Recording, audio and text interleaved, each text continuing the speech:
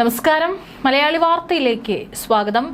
പ്രധാനമന്ത്രി നരേന്ദ്രമോദി ഇപ്പോൾ കേരളത്തിലുണ്ടാവും. അദ്ദേഹം ഇന്നലെയും ഇന്നുമായിട്ട് അദ്ദേഹം ഇവിടെ ഉണ്ടാകും.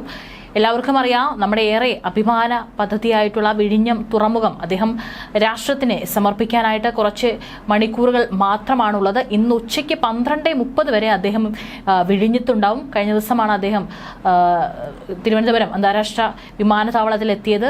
അതിനുശേഷം രാജ്ഭവനിലാണ് കഴിഞ്ഞ ദിവസം അദ്ദേഹം തങ്ങിയിരിക്കുന്നത്.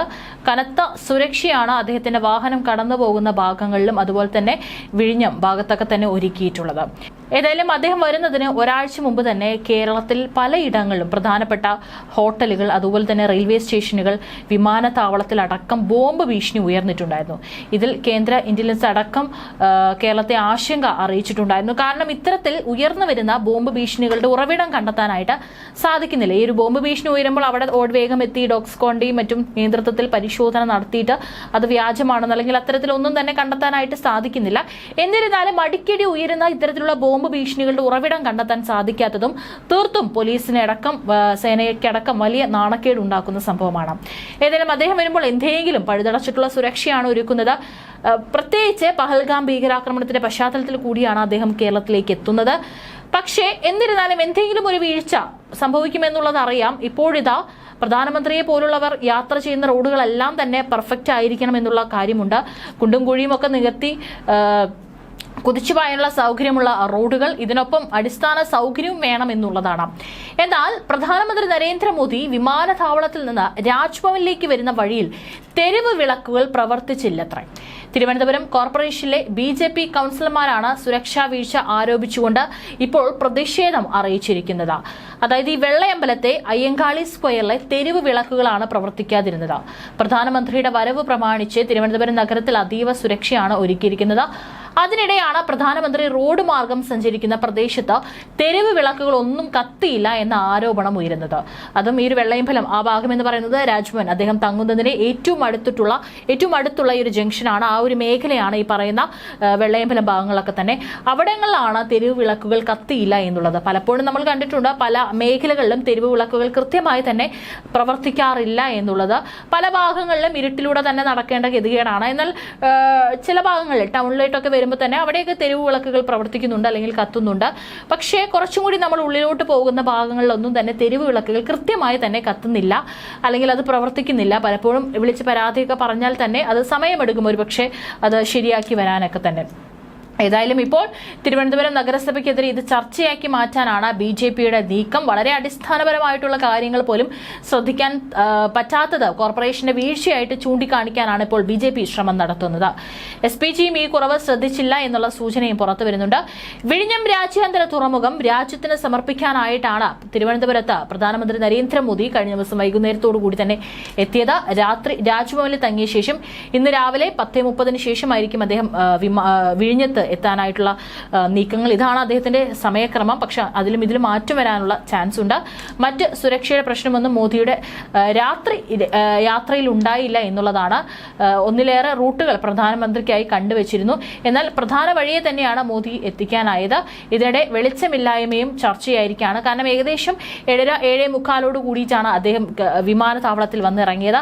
അതിനുശേഷമാണ് രാജ്ഭവനിലേക്ക് വരുന്നത്. അതുകൊണ്ട് തന്നെ രാത്രിയാണ്, ഇരുട്ടായിട്ടുണ്ടായിരുന്നു. ഈ സമയത്താണ് ഇദ്ദേഹം കടന്നു വരുന്ന രാജ്ഭവന്റെ ഏറ്റവും അടുത്തുള്ള ഈ ഭാഗങ്ങളിൽ പോലും തെരുവ് വിളക്കുകൾ കൃത്യമായി കത്തിയില്ല എന്നുള്ള ഒരു വിമർശനം ഉയർന്നുകൊണ്ടിരിക്കുന്നത്. ഏതായാലും പ്രധാനമന്ത്രി തങ്ങുന്ന രാജ്ഭവന് സമീപമാണ് വെളിച്ചമില്ലാതിരുന്ന അയ്യങ്കാളി സ്ക്വയർ സ്ഥിതി ചെയ്യുന്നത്.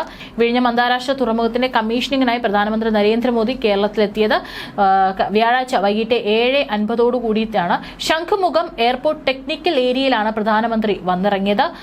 ആ ഒരു സമയത്താണ് അവിടെ നിന്നുള്ള ഒരു യാത്രയിലാണ് ഇത്തരത്തിലൊരു വീഴ്ച. വളരെ ചെറിയൊരു വീഴ്ചയാണ്. അത് കോർപ്പറേഷന്റെ ഭാഗത്തു നിന്ന് ഉണ്ടാകാതിരിക്കാൻ പാടില്ലായിരുന്നു എന്നാണ് BJP അടക്കം ആരോപിക്കുന്നത്.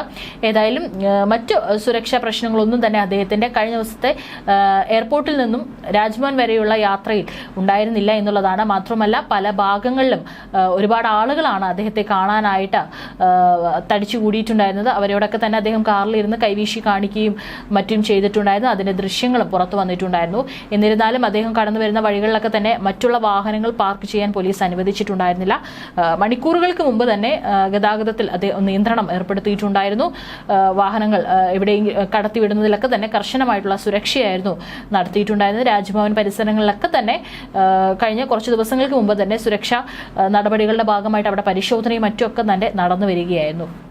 ഏതായാലും രാജ്യത്തെ ആദ്യ ആഴക്കടൽ ട്രാൻസ്ഷിപ്മെന്റ് തുറമുഖം വെള്ളിയാഴ്ച പകൽ 11 മണിക്കാണ് പ്രധാനമന്ത്രി നരേന്ദ്രമോദി നാടിനെ സമർപ്പിക്കുന്നത്. പ്രധാനമന്ത്രിയുടെ സന്ദർശനത്തിനോടനുബന്ധിച്ച് കനത്ത സുരക്ഷയാണ് തലസ്ഥാനത്ത് ഒരുക്കിയിരിക്കുന്നത്. പഹൽഗാം ഭീകരാക്രമണത്തിന്റെ പശ്ചാത്തലത്തിൽ സൈന്യത്തിന്റെയും പോലീസിന്റെയും കനത്ത സുരക്ഷാ വലയത്തിലാണ് തലസ്ഥാനം. പ്രധാനമന്ത്രിക്ക് സുരക്ഷയൊരുക്കുന്ന സ്പെഷ്യൽ പ്രൊട്ടക്ഷൻ ഗ്രൂപ്പും മുതിർന്ന ഉദ്യോഗസ്ഥരും സിറ്റി പോലീസും ചേർന്ന് സുരക്ഷാ ക്രമീകരണങ്ങൾ വിലയിരുത്തുകയും ട്രയൽ റൺ നടത്തുകയും ചെയ്തിരുന്നു. നാവിക വ്യോമസേനകളും സുരക്ഷയുടെ ഭാഗമായി ഹെലികോപ്റ്റർ ഉപയോഗിച്ചുള്ള നിരീക്ഷണവും തുടർന്നുകൊണ്ടിരിക്കുകയാണ്. വെള്ളിയാഴ്ച രാവിലെ 10 മണിയോടെയാണ് പ്രധാനമന്ത്രി രാജ്ഭവനിൽ നിന്ന് വിഴിഞ്ഞത്തേക്ക് പുറപ്പെടുമെന്നാണ് വിവരം. കാലാവസ്ഥ പ്രതികൂലമാകുന്ന സാഹചര്യം ഉണ്ടായാൽ പ്രധാനമന്ത്രി റോഡ് മാർഗമാകും വിഴിഞ്ഞത്തേക്ക് എത്തുക. ബുള്ളറ്റ് പ്രൂഫ് കാറിൽ പുറപ്പെടുന്ന പ്രധാനമന്ത്രിക്ക് SPGയുടെയും സിറ്റി പോലീസ് കമ്മീഷണറുടെയും സുരക്ഷാ വലയത്തിലുള്ള വാഹന വ്യൂഹം അകമ്പടി നൽകും. റോഡിന് ഇരുവശവും ബാരിക്കേഡ് ഉണ്ടാകും. വിഴിഞ്ഞം തുറമുഖത്ത് വ്യോമസേന ആകാശ സുരക്ഷ ഒരുക്കുമ്പോൾ സൈനിക കപ്പലുകളും അന്തർവാഹിനിയും ഉപയോഗിച്ച് നാവികസേന സമുദ്ര സുരക്ഷ ശക്തമാക്കും. City police commissioner Thomson Jose, 2 DCPമാർ എന്നിവരുടെ നേതൃത്വത്തിലാണ് കേരള പോലീസ് സുരക്ഷ വലയം തീർക്കുന്നത്. കടലിലും കരയിലുമായി 4200 പോലീസുകാരെയാണ് നിയോഗിച്ചിട്ടുള്ളത്.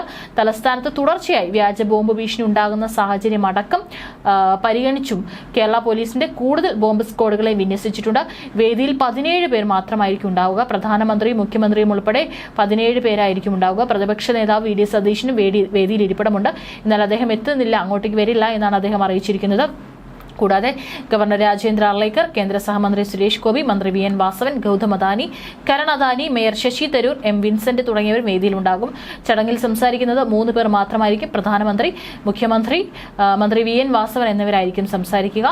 അതേസമയം തന്നെ വിഴിഞ്ഞത്ത് യുവാക്കളുടെ ബഹളമാണ്. ജോലിക്കെന്ന പേരിൽ 200 പേരെ വിളിച്ചു വരുത്തി കബളിപ്പിക്കുക എന്നതാണ് യുവാക്കളുടെ ഒരു പരാതി ഇപ്പോൾ ഒരു മാധ്യമത്തിലൂടെ പുറത്തു വരുന്നുണ്ട്. 200 പേരെയാണ് വിളിച്ചു വരുത്തിയത്. ജോലിയും കൂലിയും നൽകിയില്ല. സ്റ്റാർ സെക്യൂരിറ്റി എന്ന സ്ഥാപനമാണ് വിളിച്ചു വരുത്തിയതെന്നും യുവാക്കൾ പറയുന്നുണ്ട് എന്നതായിട്ട് റിപ്പോർട്ടുകളടക്കം ഇപ്പോൾ പുറത്തു വരികയാണ്. വിഴിഞ്ഞം കവാടത്തിൽ നിന്ന് അടിയന്തരമായി ഇവരെ മാറ്റണമെന്നാണ് പോലീസ് അറിയിച്ചിരിക്കുന്നത്. എന്നാൽ തിരിച്ചു പോകില്ലെന്ന നിലപാടിലായിരുന്നു യുവാക്കൾ. പുലർച്ചെ 4 മണിക്കാണ് ഇവരെത്തിയത്. യൂണിഫോമായിട്ടാണ് ഇവരെല്ലാം എത്തിയത്. അതേസമയം പറഞ്ഞ സമയത്ത് എത്താത്തതിനാലാണ് ജോലി നൽകാത്തതെന്നാണ് ഏജൻസിയുടെ വിശദീകരണം. ഉദ്ഘാടന സ്ഥലത്തേക്ക് പൊതുജനങ്ങളെ കയറ്റി തുടങ്ങിയിട്ടുണ്ട്. വേദിക്ക് സമീപം പൊതുജനങ്ങൾക്ക് കയറാൻ പ്രത്യേക സൗകര്യവും ഒരുക്കിയിട്ടുണ്ട്. തിരിച്ചറിയൽ രേഖയുമായി എത്തുന്നവർക്ക് മാത്രമാണ് പ്രവേശനം അനുവദിച്ചിരിക്കുന്നത്.